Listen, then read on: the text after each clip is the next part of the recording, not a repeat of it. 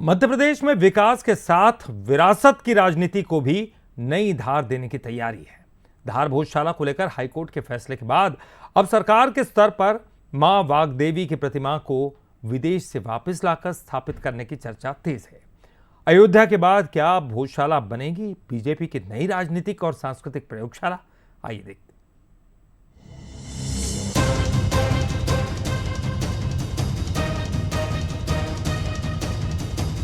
अयोध्या सालों तक देश की सियासत के केंद्र में रही और बीजेपी यदि आज केंद्र और 22 राज्यों में सत्ता में है तो उसमें अयोध्या की बड़ी भूमिका मानी जा सकती है।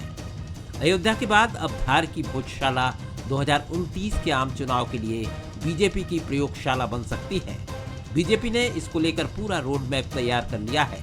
भोजशाला को लेकर हाईकोर्ट के फैसले के बाद अब एमपी सरकार ने लंदन के संग्रहालय में रखी वाग्देवी की प्रतिमा वापस लाने की कवायद शुरू कर दी है।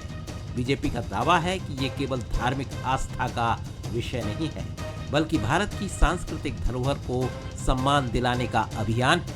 पार्टी रणनीतिकारों का मानना है कि विकास और विरासत दोनों को साथ लेकर चलने का संदेश आने वाले चुनाव में बड़ा राजनीतिक नैरेटिव बन सकता है।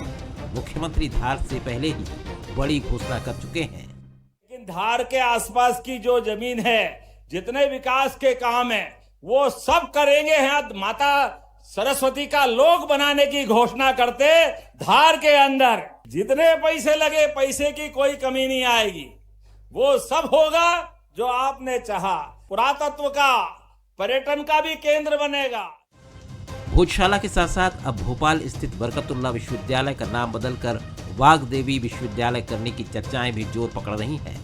बीजेपी भोजशाला को भारतीय ज्ञान परंपरा, शिक्षा और संस्कृति से जोड़कर देख रही है। वहीं कांग्रेस इस पूरी कवायद को चुनावी तैयारी का हिस्सा बता रही है। कांग्रेस का कहना है कि प्रदेश में मुद्दे ज्यादा महत्वपूर्ण हैं और सरकार सांस्कृतिक मुद्दों को आगे रखकर मूल सवालों से ध्यान हटाने की कोशिश कर रही है।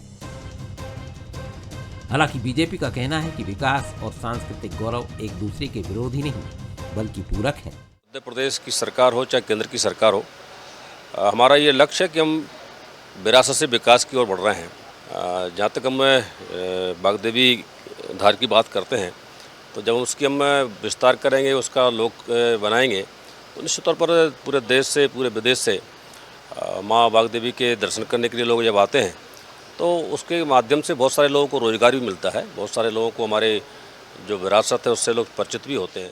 वो 23 साल में सरकार की उपलब्धियां कुछ नहीं है। बेरोजगारी बढ़ी है, भ्रष्टाचार बढ़ा है। मुद्दों से भटकाने के लिए भारतीय जनता पार्टी जो हथियार चलती है जाति और धर्म के नाम पर, वो हथियार आखिरी उनका होता है। निश्चित तौर पे जनता इस बात को समझ चुकी है कि जनता को कुछ हासिल होने वाला नहीं है। मध्य प्रदेश की राजनीति में अब विकास बनाम विरासत नहीं, बल्कि विकास के साथ विरासत का नया मॉडल आकार लेता दिखाई दे रहा है। भोजशाला में मां वाग्देवी की संभावित स्थापना हो या विश्वविद्यालय के नाम परिवर्तन की कवायद, बीजेपी 2028 और 2029 की चुनावी रण से पहले सांस्कृतिक पहचान का बड़ा संदेश देने की तैयारी में है।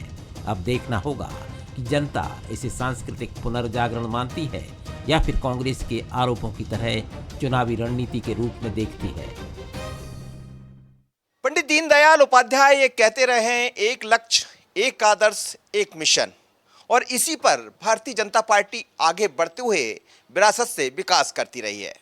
अयोध्या के बाद अब तैयारी भोजशाला की है और मध्य प्रदेश के मुखिया डॉक्टर मोहन यादव तो इसी सोच को आगे बढ़ाते हैं। तो क्या ये माने कि 28-29 आते आते ये तैयारी भी दिखाई देगी और बड़ा संदेश भी?